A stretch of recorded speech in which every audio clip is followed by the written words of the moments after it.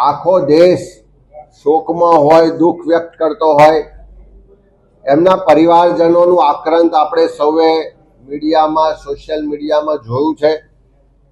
ત્યારે એવા સમયમાં રાજકીય પક્ષના જે આગેવાનો હોય એમણે ચોક્કસ એનો મલાજો જાળવવો જોઈએ. એ જે દુઃખદ ઘટના બની છે એની સાથે દેશના લોકોની જે લાગણીઓ જોડાયેલી છે, જે સંવેદનાઓ જોડાયેલી છે, એનું ધ્યાન રાખીને ઉજવણીના કાર્યક્રમો કરવા જોઈએ.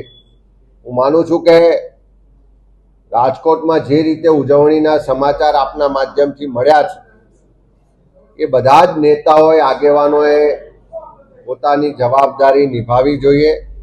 એક તરફ આખો દેશ, આખું રાજ્ય અને આખા દેશના લોકો આ નિર્મમ હત્યાઓને વખોડી કાઢતા હોય, એના માટે દુઃખ વ્યક્ત કરતા હોય, આપણે બધા જ લોકોની સુરક્ષા માટે ચિંતિત હોય અને એવા સમયમાં આવી ઉજવણીઓ કોઈના જન્મદિવસની કરવી, હું માનું છું કે યોગ્ય નથી.